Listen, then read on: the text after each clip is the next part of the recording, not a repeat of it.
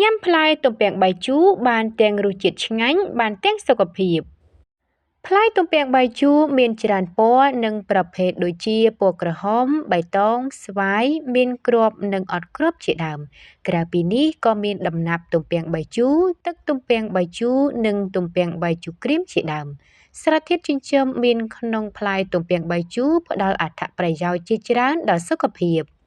មួយការពារជំងឺមហារីកទំពាំងបាយជូរមានសារធាតុប្រឆាំងអុកស៊ីតកម្មដែលជឿថាមានសារធាតុប្រឆាំងការរលាកនិងអុកស៊ីតកម្មសារធាតុមួយដែលមាននៅក្នុងសម្បករបស់ទំពាំងបាយជូរក្រហមការសិក្សានៅក្នុងមន្ទីរពិសោធន៍បានបង្ហាញថាសារធាតុនោះអាចបង្ការ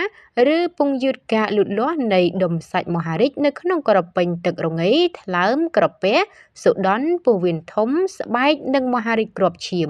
សារធាតុនេះក៏មាននៅក្នុងស្រាទំពាំងបាយជូរដែរអ្នកស្រាវជ្រាវក៏បានសិក្សាទៅលើទំនាក់ទំនងរវាងស្រាទំពាំងបាយជូរក្រហមនិងហានិភ័យនៃជំងឺមហារីកបានរកឃើញថាការញ៉ាំជាតិស្រវឹងអាចបង្កើនហានិភ័យមហារីកទៅវិញ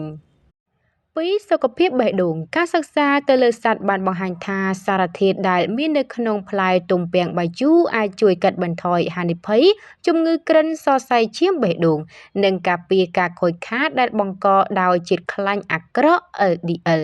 សារធាតុនៅក្នុងទំពាំងបាយជូរត្រូវបានគិតថាមានសកម្មភាពប្រឆាំងអុកស៊ីតកម្មបញ្ចុះលីពីតនិងប្រឆាំងការរលាកដែលអាចកាត់បន្ថយហានិភ័យជំងឺបេះដូងបានដោយការបង្ការការកើនឡើងនៃផ្លាកែតបញ្ចុះសម្ពាធឈាមនិងបង្ការហានិភ័យនៃចង្វាក់បេះដូងលោតមិនប្រក្រតី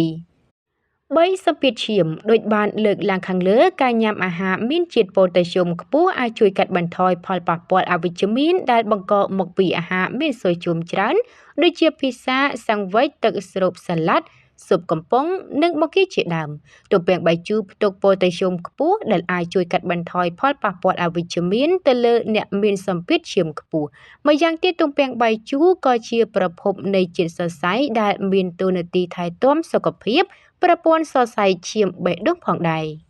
4ទល់លាមកទំពាំងបាយជូរផ្ទុកនៅជាតិទឹកនិងជាតិសរសៃដែលអាចជួយបំពេញជាតិទឹកនិងសម្រួលដល់ការបន្ទោបង់រួមទាំងការទល់លាមកផងដែរ5អាឡែស៊ីដោយសារតែសារធាតុប្រឆាំងការរលាកការសិក្សាខ្លះបានណែនាំថាការញ៉ាំទំពាំងបាយជូរអាចជួយសម្រាលដល់អាការៈអាឡែស៊ីដូចជាហៀរសម្បោរហៀរទឹកភ្នែកនិងកន្ទៀលត្រអាក6ជំងឺទឹកនោមផ្អែមនៅឆ្នាំ2013ការសិក្សាមួយបានចេញក្នុង BMJ ឲ្យដឹងថាផ្លែឈើស្រស់មិនមែនទឹកផ្លែឈើអាចជួយកាត់បន្ថយជំងឺទឹកនោមផ្អែមប្រភេទ2ដែលកើតឡើងទៅលើមនុស្សពេញវ័យអ្នកចូលរួមដែលបានញ៉ាំផ្លែ Blueberry ទំពាំងបាយជូរទំពាំងបាយជូរក្រៀមប៉ោម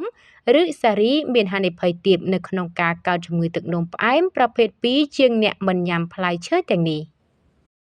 7សុខភាពភ្នែកទំពាំងបាយជូរផ្ទុកសារធាតុប្រឆាំងអុកស៊ីតកម្មដែលអាចជួយថែទាំសុខភាពភ្នែកសារធាតុទាំងនេះត្រូវបានគេជឿថាអាចបន្សាបពពួករ៉ាឌីកាល់សេរីកាត់បន្ថយអតុល្យភាពនៃរ៉ាឌីកាល់សេរីនិងសារធាតុប្រឆាំងអុកស៊ីតកម្មនៅក្នុងរាងកាយនិងការខូចខាតដល់ស្រទាប់រេទីនក្នុងភ្នែកនិងបង្ការជំងឺភ្នែកឡើងបាយរួមទាំងស្ថានភាពផ្សេងៗដែលស្រង់ចេញពី Hello គ្រូពេទ្យ